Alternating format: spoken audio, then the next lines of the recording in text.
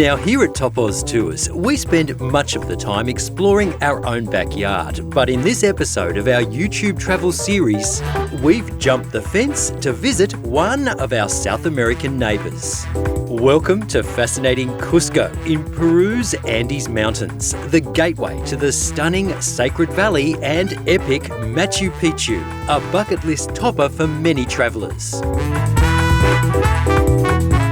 I'm Adam Ford, and in this video, we'll bring you tips for 10 amazing things to do in Cusco and the Sacred Valley. We'll pound the pavement in Cusco's maze of small streets and squares. Shop up a storm in the market town of Pisac. Hit the wheel with one of Peru's most famous potters. Follow in the footsteps of the Incas at Ollantaytambo. Delve into the mountaintop mysteries of the Machu Picchu archaeological site. And much more. And be sure to watch this video all the way through for insider tips and interviews with local guides.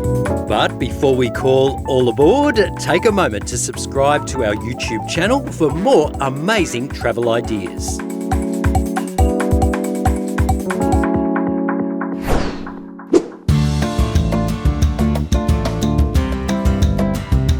Hola and welcome to captivating Cusco. Now, these cobbled streets are perfect for exploring on foot, so that is exactly what we're going to do. Once the capital of the mighty Incan Empire, then conquered by the Spanish, Cusco is a fascinating time capsule of cultures. And I'm joining a walking tour with local guide Alvaro to learn more.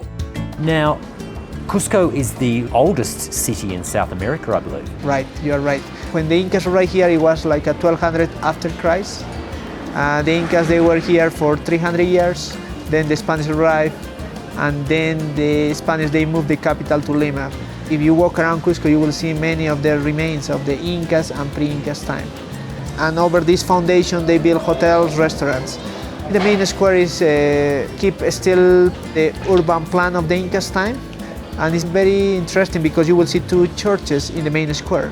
One is the cathedral and the other one is the La Compañía Catholic Church. It was built by the Jesuits. And something else that you must know, that the main square in the Incas time was twice bigger, much bigger, twice bigger. So the Spanish, they replanned the city and they made the main square smaller. Just to finish the idea, it was very historical square because in that square the Spaniards killed the last pure blood Inca in 1572. Okay. Well, we're going to go and have a look around. Okay, let's go.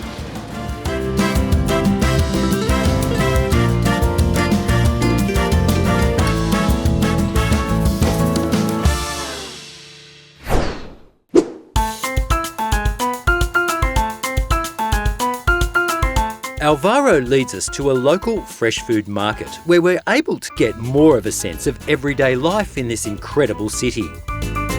Much of this produce comes from the nearby Sacred Valley, but more on that shortly.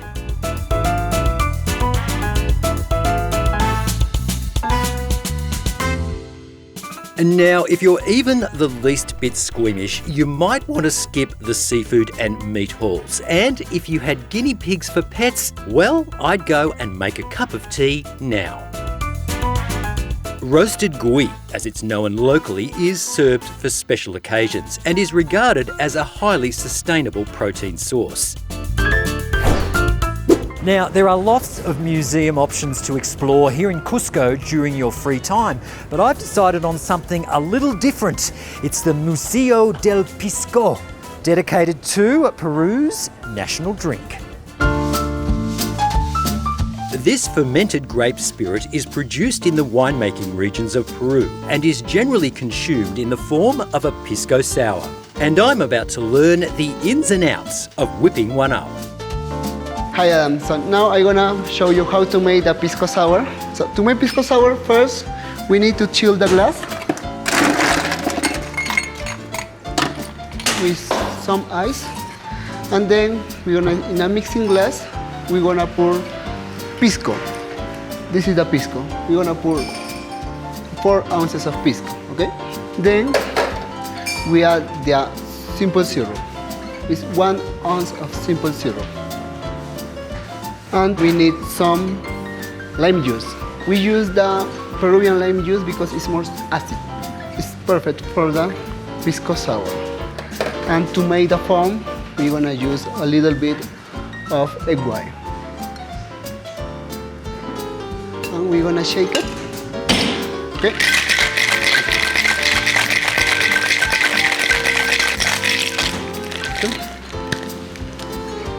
And we're gonna pour all the liquid into the glass.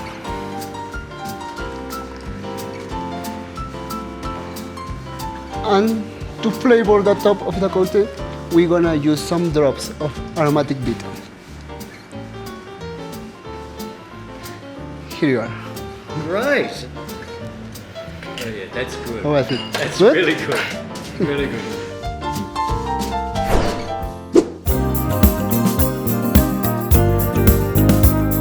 Departing Cusco, we head north by road to the sublime Sacred Valley.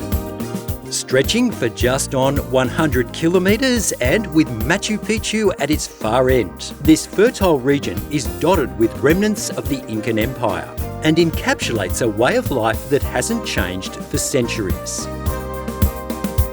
Farming is the main game here, and there are plenty of opportunities to lose yourself in quaint towns and villages.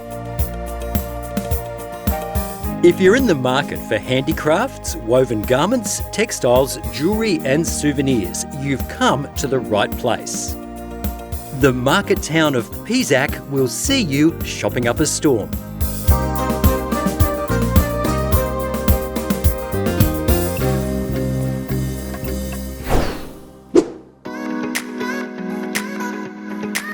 We continue on to Urubamba, where I've arranged to meet celebrated local potter Pablo Seminario to learn more about this ancient Peruvian art form.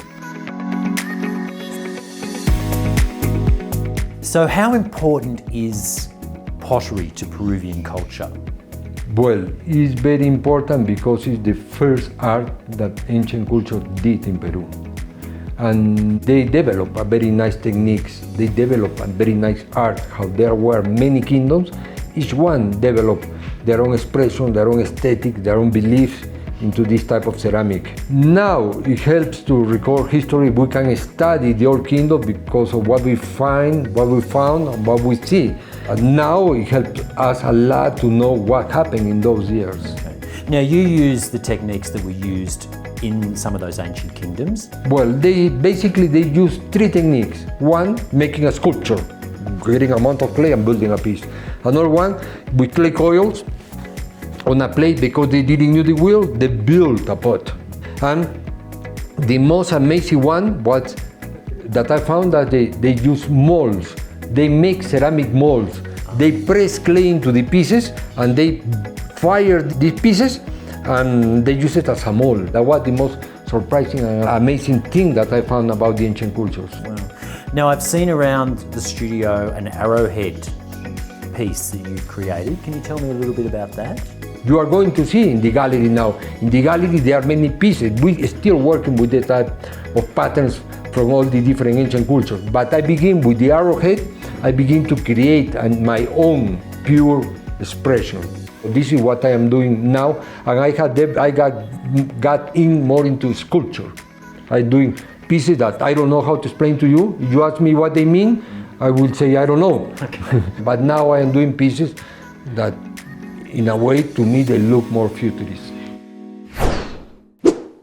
Our next stop is Ollantaytambo, a 16th century town that holds a significant place in the Inca story. And to appreciate it, we have some steps to climb.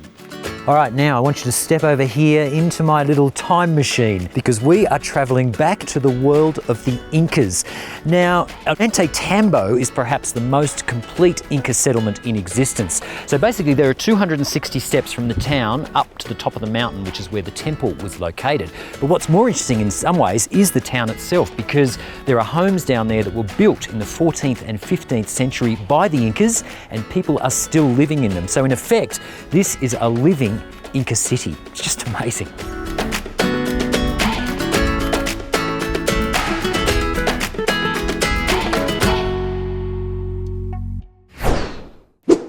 From Ollantaytambo, we board a Perurail Vistadome train bound for Machu Picchu.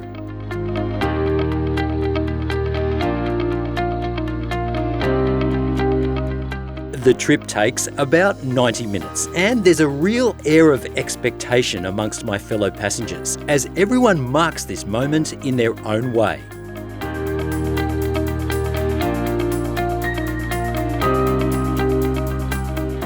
Before too long, we're disembarking in Machu Picchu town to take a bus up to the Incas' celestial citadel.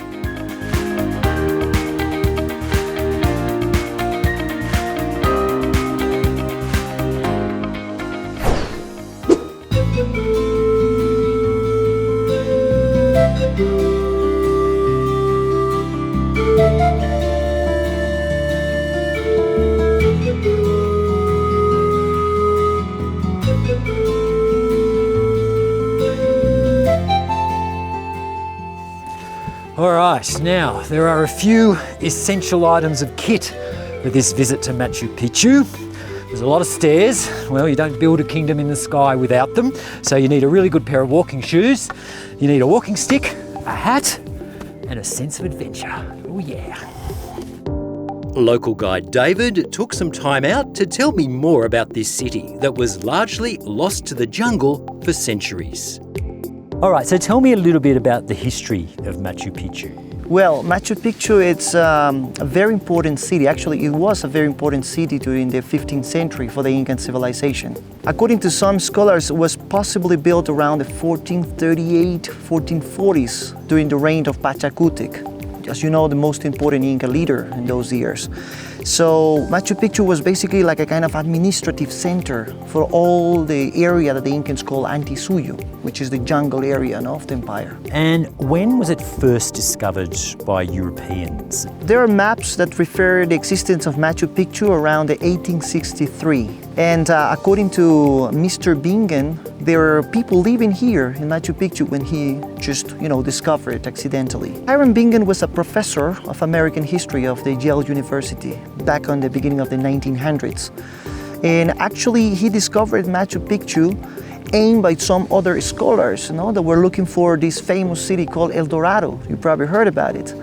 So Machu Picchu was probably uncovered by the, modern scholars, but it was known by the local people already. So that's how Hiram Bingen got to here. So what does Machu Picchu mean to you as a Peruvian? Well, it means a lot. It means a lifetime, because coming to Machu Picchu every time I can feel what my ancestors did, how hard was their lives. And I feel so identified with Peru coming to Machu Picchu. So it's like, it's a dream come true.